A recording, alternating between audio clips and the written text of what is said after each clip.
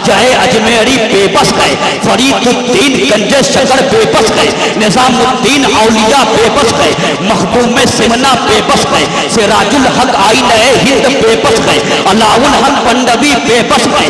आखिर में मैंने ताजदार अहले सुन्नत मुजद्दिदे दीन व मिल्लत शाह इमाम अहमद रजा खान फासिले बड़े नबी से पूछा, ऐ मेरे आका, आपने उस नबी को ताजदार अरबो अजम भी कहा, साहिबे मंबए इल्मो हिकम भी कहा, नबी अकरम भी कहा, जलाले ऐवाने सुलैमा भी लिखा, तुर्रे नासिया सुंबुलिस्ता भी कहा, तुर्रे दीदा नरगिस्ता भी कहा, खातमे पैगंबरा लिखा, नबी आखिरी ज़मा लिखा। तो क्या आप भी बेबस हैं? तो ज़मीने परेली से आवाज आती है, ऐ रहबर सिमनानी चामेली, कान खोल कर सुन ले, जब हमारे इतने आका बेबस हैं तो हमारी क्या हैसियत है, हमारी क्या औकात है।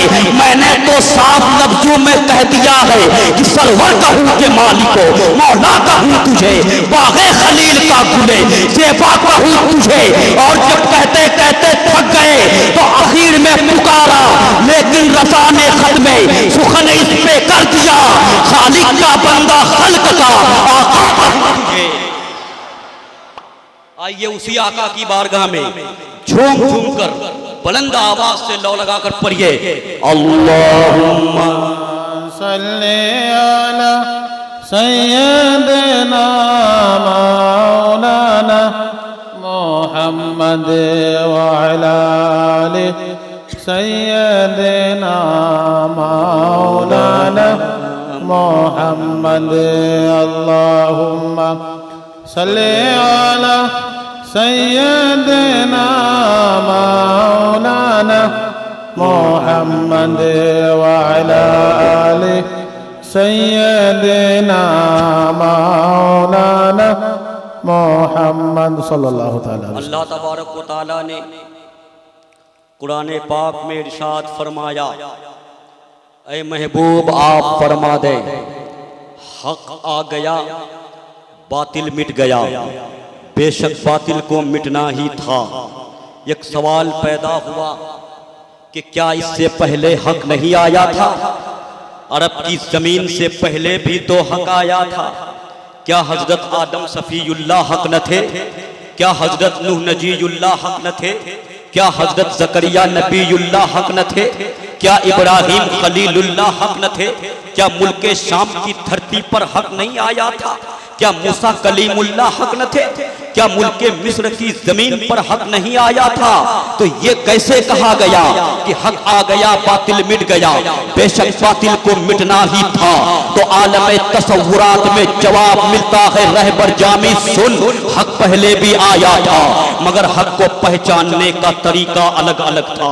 कभी तूने आदम सफीउल्लाह की शक्ल में पहचाना, कभी तूने नूह नजीयुल्लाह की शक्ल में पहचाना, कभी तूने इब्राहिम खलीलुल्लाह की शक्ल में पहचाना, कभी तूने इस्माइल ज़बीहुल्लाह की शक्ल में पहचाना, कभी तूने मूसा कलीमुल्लाह की शक्ल में पहचाना, कभी तूने ईसा रूहुल्लाह की शक्ल में पहचाना। लेकिन जब मुल्के अरब की धरती पर अंधेरा ज्यादा छा गया, तारीकी ज्यादा फैल गई, तो तूने हक को हबीबुल्लाह की शक्ल में पहचाना, नबीयुल्लाह की शक्ल में पहचाना, शफीए रोज़े जज़ा की शक्ल में पहचाना, जनाबे मोहम्मद मुस्तफ़ा की शक्ल में पहचाना। और तारीख ने देखा कि जब भी बातिल ने हक पर हमला किया, हक ने डट कर जवाब दिया। जब बातिल ने हक को सीना दिखाया तो हक ने बातिल के सीना चीर दिया। जब बातिल ने हक की जानिब कदम बढ़ाया तो हक ने बातिल के कदम तोड़ डाले। जब हक की तरफ बातिल ने आंखें दिखाई तो हक ने बातिल की आंखें फोड़ डाली।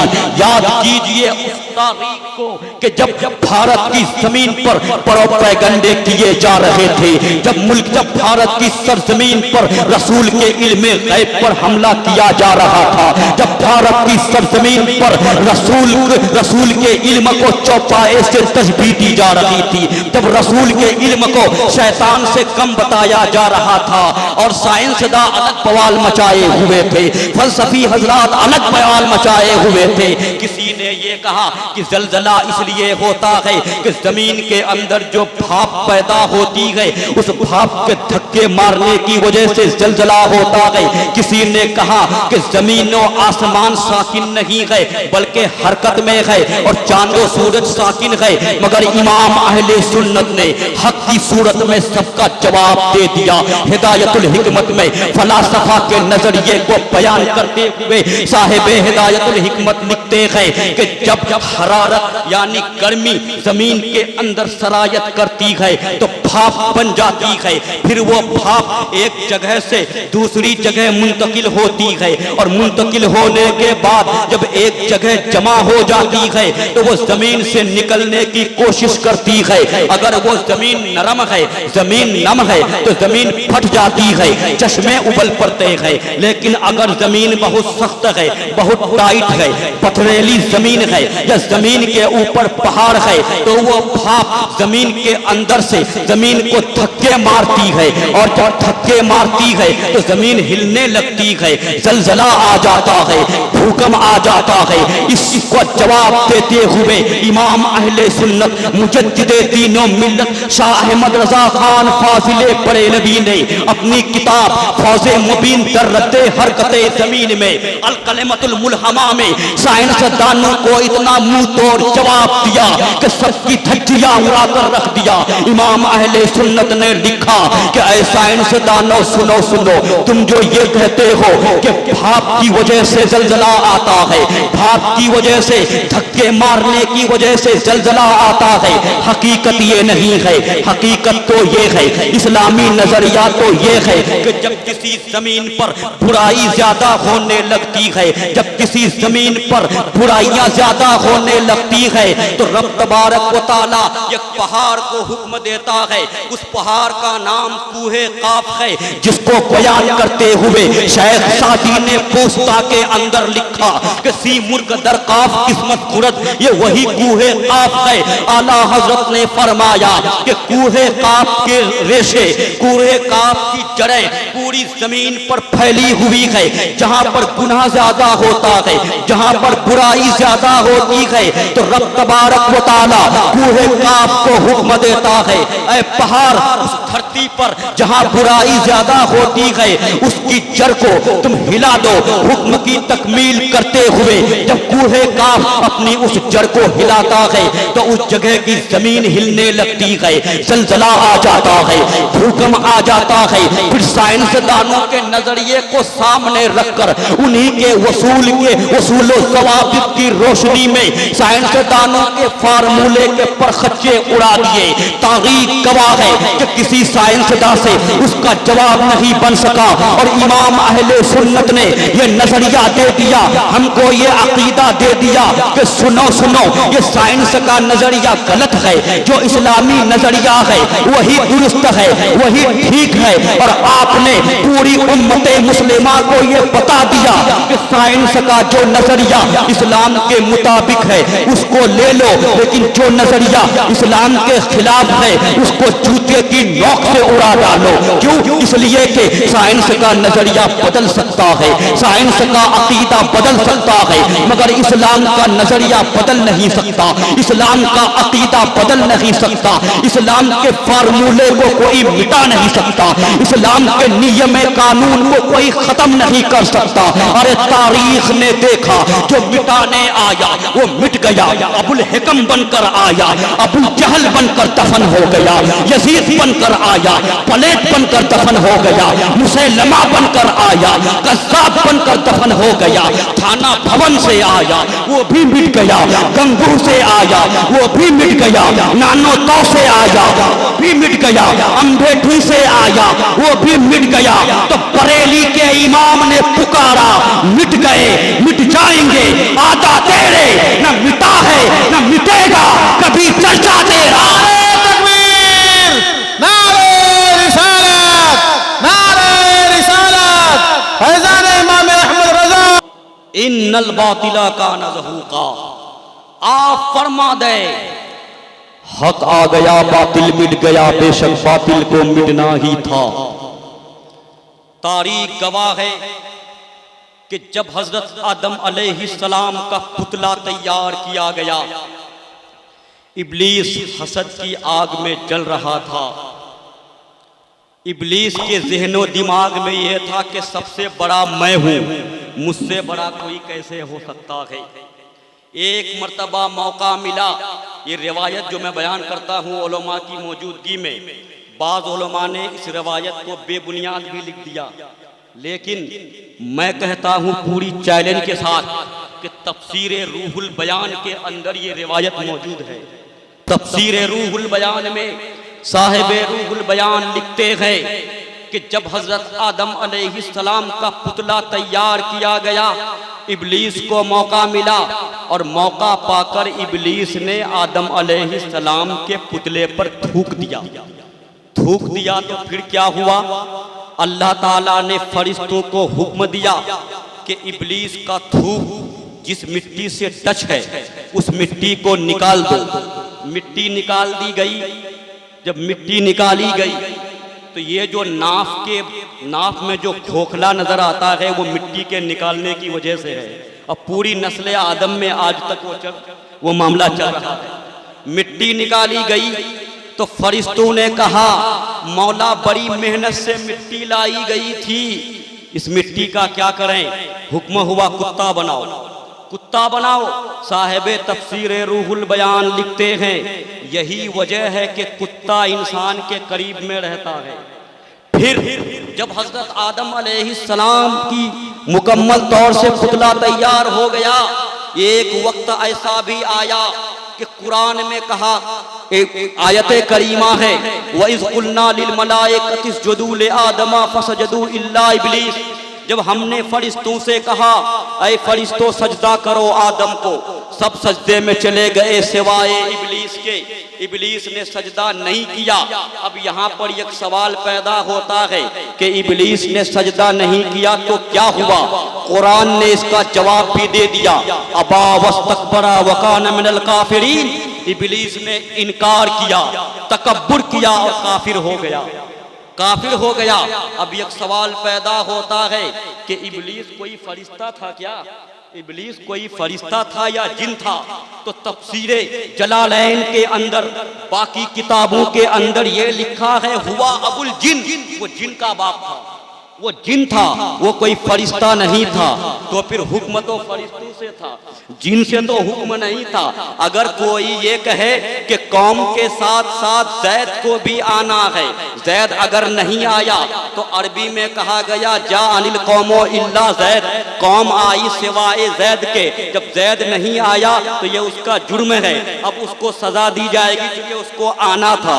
लेकिन अगर कहने वाले ने ये कहा जा अनिल कौमो इल्ला हिमार, कि कौम आई गधा नहीं आया, गधा के अलावा, तो चूंकि गधा तो दाखिल नहीं है ना, गधा तो कौम में दाखिल नहीं है। हम इस बहस में नहीं जाना चाहते कि यहाँ पर मुस्तस्ना मुत्तसिल है या मुस्तस्ना मुनक़ते है। अगर मुस्तस्ना मुत्तसिल है तब तो ये कहना सही है कि ये हुक्म इब्लीस के लिए भी था, और अगर मुनक़ते है तो ये कहना सही नहीं है। और ये बज़ाहिर यही मालूम होता है, उलमा की महफिल है, जब वो जिन था, फरिश्ता नहीं था, तो फरिश्ते की कौम में वो दाखिल ही नहीं था। और कुरान में लिल मलाइका का लफ्ज आया है तो पता चला कि इब्लीस को ये हुक्म ही नहीं था। लेकिन मुफस्सरीन ने जवाब दिया, नहीं, इब्लीस अगरचे जिन था मगर फरिश्तों के साथ रहता था, फरिश्तों की सोहबत में रहता था, इसलिए ये हुक्म दिया गया। जब इब्लीस को भी हुक्म दिया गया तो इब्लीस ने सजदा क्यों नहीं किया? और इब्लीस ने जवाब क्या दिया पता है? इब्लीस जवाब देता है, खलक़तनी मिन नारिन व खलक़तहू मिन तीन। ऐ अल्लाह, तूने मुझे आग से पैदा किया, आदम को मिट्टी से पैदा किया। आग मिट्टी के आगे झुकती कहाँ है? जब आग मिट्टी के आगे नहीं झुकती तो मैं आदम के सामने क्यों झुकूंगा? इब्लीस का ये अकली जवाब जवाब दुरुस्त था कि नहीं? इब्लीस जो ये जवाब दिया था, ये अकली जवाब अगर बज़ाहिर देखा जाए तो जवाब दुरुस्त था। साइंसदान लिखते हैं, फलसफा की किताबों में ये आया है कि हर चीज के लिए हैज़े तबई होती है, और हैज़े तबई का मतलब ये होता है कि शय जिस जगह में रहना चाहती है, जिस जगह में जाना चाहती है। मिसाल के तौर पर एक आदमी अगर पत्थर को ऊपर फेंके तो वह पत्थर नीचे आ जाएगा, क्योंकि पत्थर की हैज़े तबई नीचे है। और अगर कोई आग जलाए तो आग ऊपर जाएगी, क्योंकि आग की हैज़े तबई ऊपर है। तो इब्लीस के जवाब देने का मकसद ये था कि ऐ अल्लाह, आग की जो हैज़े तबई है वो तो ऊपर है और मिट्टी की हैज़े तबई नीचे है। जब आग जलाई जाती है तो ऊपर भागती है, जब आग की हैज़े तबई ऊपर है और मिट्टी की हैज़े तबई नीचे है, और मेरी पैदाइश आग से है, तो मैं जब आग मिट्टी के सामने नहीं झुकती तो मैं मिट्टी के सामने कैसे झुक सकता हूँ? मैं आदम के सामने कैसे झुक सकता हूँ? मगर मैं कहूँगा कि इब्लीस को सोचना ये था कि जो रब आग को पैदा कर सकता है वो आग को नष्ट भी कर सकता है, जो रब आग को पैदा कर सकता है वो रब मिट्टी के आगे झुका भी सकता है। और हुक्म इलाही के सामने अक्ल का घोड़ा मत दौड़ाओ। किसी ने अक्ल का घोड़ा दौड़ाया, थाना भवन का गुस्ताख बन गया। किसी ने अक्ल का घोड़ा दौड़ाया, गंगू में रहकर तौहीन रसूल का मुर्तकिब हुआ। किसी ने अक्ल का घोड़ा दौड़ाया तो थानवी बना, गुस्ताख रसूल बन गया। तो शरीयत के सामने अक्ल नहीं चलने वाली, अक्ल की घोड़ी नहीं चलने वाली। इसलिए तो रब ने फरमाया, ऐ इब्लीस, तूने इनकार किया, तकब्बुर किया। सजदे ताज़ीमी का हुक्म था, हजरत आदम की ताज़ीम न करके तौहीन कर दी, इसलिए तुम काफिर हो गए। अब एक सवाल पैदा होता है कि इब्लीस काफिर तो हो गया, मगर उसके कुफ्र का ऐलान कौन किया? उसके कुफ्र का ऐलान कौन किया? फतवा लगा रब की जानिब से, जाहिर कौन किया? तो चूंकि कुरान नाजिल करने वाला खुदा, सुनाने वाले मुस्तफा, तो पता चला कि फतवा लगा रब की जानिब से और जाहिर करने वाले मेरे नबी हैं। उसी तरह से एक वक्त ऐसा आया कि उसी इब्लीस का एक चेला जिन्नात की शक्ल में नहीं बल्कि इंसानी रंगों रूप में थाना भवन में पैदा हुआ। और जब पूछा गया कि रसूल को आलिमुल गैब कहना दुरुस्त है कि नहीं, तो जवाब में वो खबीस लिखता है कि कुल इल्मे गैब तो है नहीं, बाज़ ही इल्मे गैब, और बाज़ इल्मे गैब में रसूल की क्या तखसीस। ऐसा इल्म तो जमीए बहाइम और चौपाए को है, ऐसा इल्म तो जानवर को है। तो थानवी ने रसूल के इल्मे गैब को जानवर से तशबीह देकर रसूल की तौहीन की। ये उसी इब्लीस का चेला था जो अक्ल के तकाजे के मुताबिक एक नबी की तौहीन किया था, और उसी का चेला आज थाना भवन की धरती पर इमामुल अंबिया की तौहीन कर रहा है। उसी तरह इब्लीस का एक चेला उसी इंसानी रंगों रूप में गंगू में पैदा हुआ, जिसको रशीद अहमद गंगोही कहा जाता है। उसने और खलील अहमद अम्बेडवी ने एक किताब लिखी, बराहीने कातिया अला जवाबे अनवारे सातिया। उसके अंदर लिखा कि रसूल के इल्म पर कोई नस्से कतई नहीं है, शैतान का इल्म नस्से कतई से साबित है। यानी उस खबीस ने रसूल के इल्म को घटा दिया, शैतान के इल्म को बढ़ा दिया, और ये कारनामा अंजाम देकर रसूल की तौहीन की। उसी तरह एक खबीस और पैदा हुआ जो तहज़ीरुन नास के अंदर लिखा कि खातमुन नबीईन का माना आखिरी नबी लेना, ये तो नासमझू का ख्याल है, ये तो गवारों का ख्याल है, मगर अहले फहम पर रोशन होगा। यानी समझदारों का ख्याल तो ये है कि यहाँ पर खातमुन नबीईन का माना आखिरी नबी नहीं है, बल्कि नबी भी जात है, और रसूल की नबूवत भी जात है। तो इस माना करके अगर बादे ज़माना नबवी कोई नबी पैदा हो जाए तो खातमियत मोहम्मदी में कुछ फर्क नहीं आएगा। इस तरह की बात करके उसने रसूल के आखिरी नबी होने के बावजूद आपके बाद भी नबी के पैदा होने को मुमकिन जाना।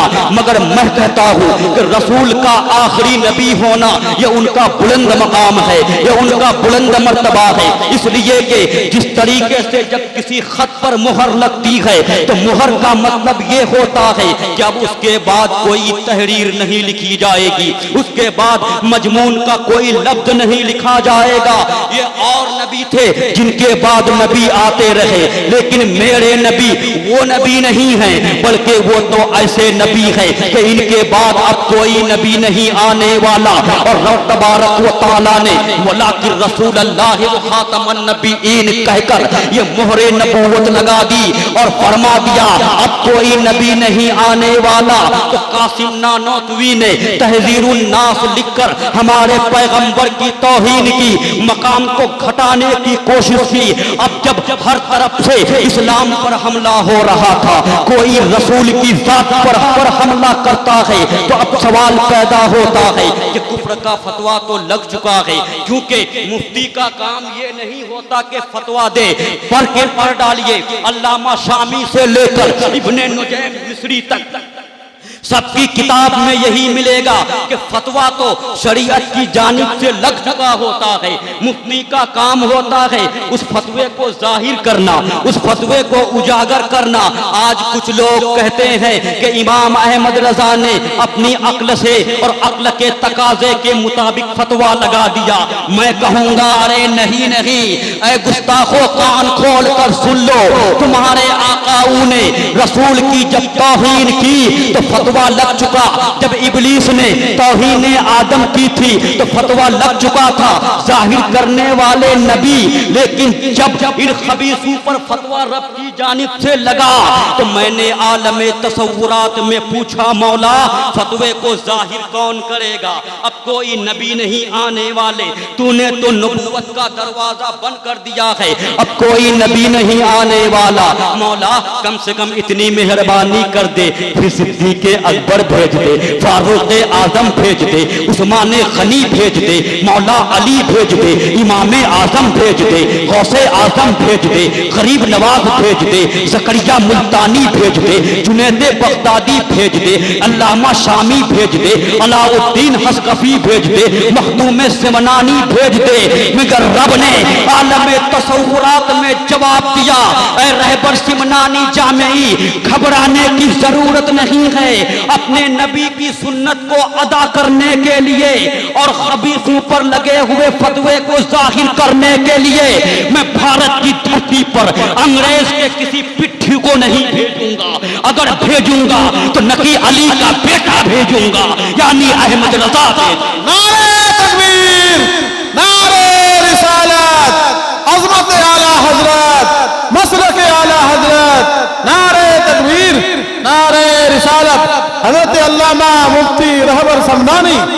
सुभान अल्लाह, सुभान अल्लाह। इमाम अहले सुन्नत ने गुस्ताखाने रसूल के खिलाफ फतवे को जाहिर करके अपने नबी की सुन्नत अदा कर ली।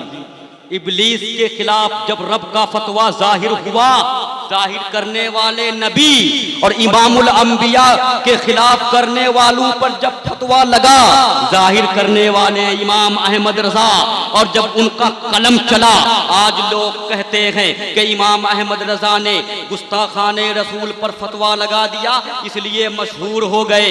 लेकिन मैं पूरी जिम्मेदारी के साथ कहता हूँ, ये सोचो ख्याल दिमाग से निकाल दो, अगर इमाम अहमद रजा ने शोहरत कमाई है तो इल्म के बलबूते पर कमाई है। आप जबलुल इल्म थे, इल्म के पहाड़ थे। जब आप साइंस पर लिखते थे तो साइंस में माहिर नजर आते थे, जब आप सरफ में लिखते हैं तो इल्म सरफ में माहिर नजर आते हैं, जब आप हदीस में लिखते हैं तो अमीरुल मोमिनीन फिल हदीस नजर आते हैं, जब आप फिक्ह में लिखते हैं तो माहिर फकीह नजर आते हैं, जब आप मुफस्सिर बनकर लिखते हैं तो मुफस्सिर आजम नजर आते हैं। आपने अपनी लियाकत और सलाहियत के बलबूते पर वो शोहरत कमाई है। जब आपका कलम चल रहा था तो ऐसा लगता था कि ये कलम रजा नहीं है, जुल्फ़िकार अली है। ऐसा लगता था कि कलमे रिज़ा में जुरअते हुसैन है, ऐसा लगता था कि कलमे रिज़ा में फिक्रे गिज़ाली है, ऐसा लगता था कि कलमे रिज़ा में तासीरे जामी है, ऐसा लगता था कि कलमे रिज़ा में गौस की गौसियत है, ऐसा लगता था कि कलमे रिज़ा में ख्वाजा की ख्वाजगियत है, ऐसा लगता था कि कलमे रिज़ा में मखदूम में किचोचा की तवज्जो का नतीजा है। इसलिए तो शायर ने कहा है कि वो रज़ा के नेज़े की मार है या अदों के सीने में गार है, जिसे चारा जोई का वार है, अरे ये वार वार से पार है। मेरे भाई, मैं अगर पूरी रात इमाम अहमद रजा के मकाम को बयान करना चाहूं फिर भी नहीं कर सकता। इल्मे फ़िक़्ह का एक मसला चला था, उस वक्त करेंसी नोट का मसला, और वो नोट उस वक्त बिल्कुल नया नया उसको निकला ही था। हुआ क्या, बड़े बड़े फकीह मौजूद थे, मगर समझ में नहीं आ रहा था कि ज़्यादती के साथ बेचना रिबा है या नहीं। मगर इमाम अहले सुन्नत ने अहादीस की रोशनी में और फुक़हा की इबारात लिखकर एक किताब तैयार किया, किफ़लुल फ़क़ीहिल फ़ाहिम फ़ी अहकाम क़िरतासिद दराहिम, और बिल्कुल ही वाज़ेह और सलीस अंदाज में आपने मसले को हल कर दिया। जब उलमाए हिंद ने देखा तो दंग रह गए। वो इमाम अहमद रज़ा जब इल्मे गैब पर कलम चलाया अरब की धरती पर, तो सिर्फ 8 घंटा के अंदर अद-दौलतुल मक्किया जैसी किताब सामने आ गई। अद-दौलतुल मक्किया में आयात कुरानिया भी है, अद-दौलतुल मक्किया में अहादीसे मुक़द्दसा भी है, अद-दौलतुल मक्किया में इबारात फ़ुक़हा भी है, अद-दौलतुल मक्किया में वो अक़वाले उलमा भी हैं। उस वक्त आपके पास हदीस की कोई किताब भी नहीं थी, फ़िक़्ह की कोई किताब भी नहीं थी, फिर भी उन्होंने सारी इबारतें ज़बानी लिख डाली। ये आपकी कुव्वत हाफ़िज़ा पर दलील है। आपने जिस फन में भी कलम चलाया तो बिल्कुल उस फन को उजागर करके रख दिया। ऐसा लगता था कि ये हर फन के माहिर थे। इसलिए तो लोग कहते हैं कि इमाम अहमद रज़ा सिर्फ एक मुहक्किक नहीं थे। अगर मुहक्किक थे तो मुहक्किक आज़म के भी बाप थे, अगर मुफस्सिर थे तो मुफस्सिर आज़म के भी बाप थे, अगर मुदक्किक थे तो मुदक्किक आज़म के भी बाप थे, अगर माहिर थे तो माहिर आज़म के भी बाप थे। और मैं पूरे चैलेंज के साथ कह रहा हूं कि अगर फकीह थे तो फकीह आज़म के भी बाप थे, और अगर मुफ्ती थे तो खुदा की कसम मुफ्ती आज़म के भी बाप थे। मुफ्ती आज़म के भी बाप थे। मुफ्ती आज़म तो उनके बेटे भी थे, मुफ्ती आज़म के भी बाप थे। और इमाम अहमद रज़ा ने, बस आखिरी बात में बयान कर रहा हूँ, इमाम अहमद रज़ा ने अपनी पूरी जिंदगी सुन्नते रसूल में गुजार दी, सुन्नते रसूल में गुजार दी। जब आपका इंतकाल हुआ तो हम शबीह गौसे सकलैन सैयदना अली हुसैन अशरफी जीलानी कछोछबी उस वक्त वजू बना रहे थे। उन्होंने, लोगों ने देखा कि उनकी आंखों में आंसू आ गए, आंसू के कतरात जमीन पर गिर रहे हैं।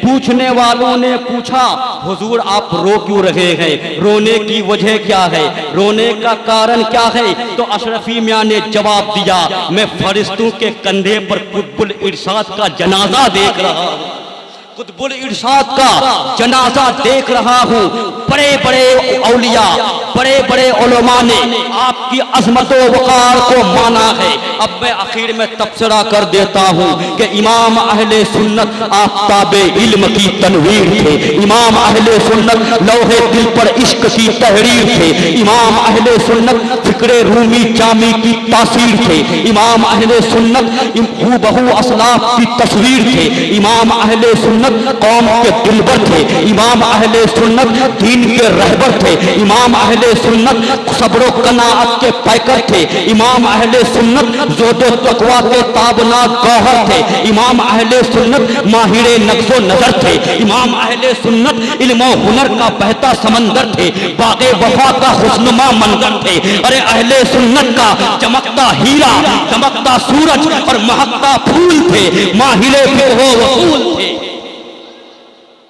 आपने जो फतवा को जाहिर किया गुस्ताखाने रसूल के खिलाफ, चूंकि हमारे उलमा ने ऊपर भी लिखा है कि जो गुस्ताखे रसूल है उसकी तौबा मकबूल नहीं होती और वो वाजिबुल कत्ल है। चुनांचे दुर्रुल मुख्तार के अंदर अल्लामा अलाउद्दीन हस्कफी ने लिखा कि जो रसूल पर सब्बो सितम के सबब काफिर हुआ तो ला तुकबलो तौबतहू, उसकी तौबा कबूल नहीं की जाएगी, वो युक्तलो और उसे कत्ल कर दिया जाएगा।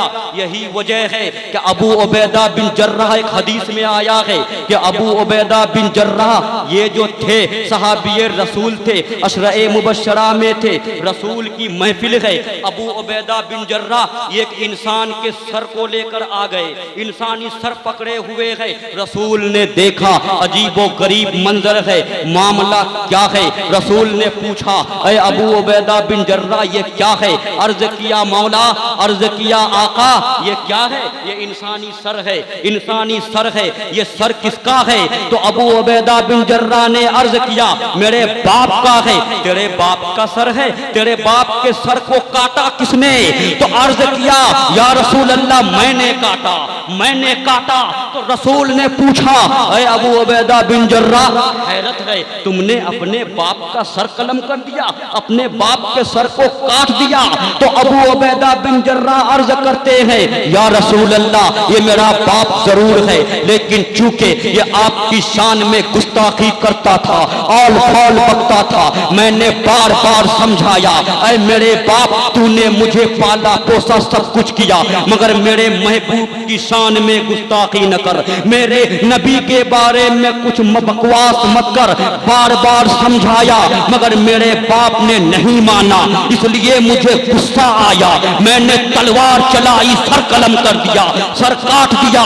इतना सुनना था कि रसूल खड़े हो गए और फरमाया ऐ अबू उबैदा इस नापाक सर को पाक हाथ में क्यों रखे हो, सीधे फेंक दो। इतना कहना था कि अबू उबैदा बिन जर्राह ने उस सर को फेंक दिया और रसूल ने पेशानी चूम ली, पेशानी चूम ली। इस हदीस से क्या पता चलता है कि अगर गुस्ताखे रसूल बाप भी हो तो बाप का सर काट दो, बेटा भी हो तो बेटा का सर काट दो, इसलिए कि ईमान से बढ़कर जान नहीं हो सकती। इमाम अहले सुन्नत भी सजा दे सकते थे, लेकिन चूंकि इस्लामी हुकूमत नहीं थी, उस वक्त अपनी हुकूमत नहीं थी, अगर कत्ल कर देते या कुछ कह देते जिनकी बुनियाद पर उसको कत्ल कर दिया जाता तो मामला उल्टा हो जाता। आपने हालात के पेशे नजर सिर्फ फतवे को जाहिर कर दिया और लोगों को बता दिया कि ऐ लोगों रसूल के खिलाफ अगर कोई जबान खोले तो उसकी जबान तोड़ कर रख दो, रसूल के खिलाफ कोई उंगली उठाए तो उसकी उंगली मरोड़ कर रख दो। और इश्क रसूल का दर्स देकर रसूल की अजमत को बयान किया तो बहुत ही सलीस अंदाज में बयान किया और बयान करते करते आपने अपनी बेबसी का इजहार करते हुए शेर में कह दिया कि सरवर कहूँ के मालिको मौला कहूँ तुझे, बागे खलील का गुले ज़ेबा कहूँ तुझे, लेकिन रजा ने खत्मे सुखन इस पे कर दिया, खालिक का बंदा खल्क का आका कहूँ तुझे। तारिक कभी मौजू पे कदम लेते हैं, खालिद कभी हाथों में अलम लेते हैं, हर दौर में उठते हैं यजीदी फितने, हर दौर में शब्बीर जन्म लेते हैं। मैं अपनी तकरीर को यहीं से ख़त्म कर रहा हूँ। अगर बोलने में कोई ख़ता हो गई हो तो मैं भी तौबा करता हूँ, आप भी करें। अस्तग़फिरुल्लाह रब्बी मिन कुल्लि ज़ंबिन व अतूबु इलैहि, ला इलाहा इल्लल्लाहु मुहम्मदुर रसूलुल्लाह सल्लल्लाहु अलैहि वसल्लम। खूब की सैरे चमन फूल चुनी शाद रहे, बाग बाग जाता हूँ मैं गुलशन तेरा आबाद रहे। अस्सलामु अलैकुम।